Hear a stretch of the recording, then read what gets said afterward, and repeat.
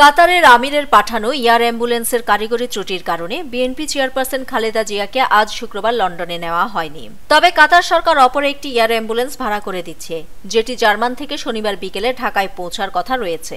এদিকে শারীরিক অবস্থা ঠিক থাকলে এবং মেডিকেল বোর্ড সিদ্ধান্ত দিলে বেগম জিয়াকে আগামী রোববার লন্ডনে নেওয়া হবে। আজ শুক্রবার সকালে বিএনপির মিডিয়া সেলের ফেসবুক পোস্ট এবং কাতার দূতাবাস জনসংযোগ কর্মকর্তা আসাদুর রহমান এসব তথ্য নিশ্চিত করেছেন।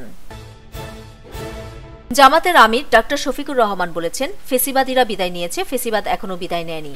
আমরা পরিষ্কার করে বলতে চাই, ফেসিবাদ কালো না লাল, কোনো ফেসিবাদকে আর বাংলার জমিনে বরদাস্ত করা হবে না, ইনশাল্লাহ। আজ শুক্রবার বিকেলে চট্টগ্রামের লালদিঘিতে আন্দোলনরত ৮ দলীয় জোটের উদ্যোগে আয়োজিত বিভাগীয় সমাবেশে প্রধান অতিথির বক্তব্যে তিনি এসব কথা বলেন। প্রধান উপদেষ্টা প্রেস সচিব শফিকুল আলম বলেছেন, ১৫ ফেব্রুয়ারির মধ্যে নির্বাচন অনুষ্ঠিত হবেই, কোনো শক্তি নেই নির্বাচন প্রতিহত করার। তবে দলের অংশগ্রহণে এবার সুষ্ঠু ও একটি সুন্দর নির্বাচন অনুষ্ঠিত হবে। আজ শুক্রবার সকালে মাগুরা সরকারি উচ্চ বিদ্যালয়ের মাঠে আন্তঃ কলেজ ফুটবল টুর্নামেন্ট উদ্বোধন শেষে সাংবাদিকদের এক প্রশ্নের জবাবে একথা জানান তিনি।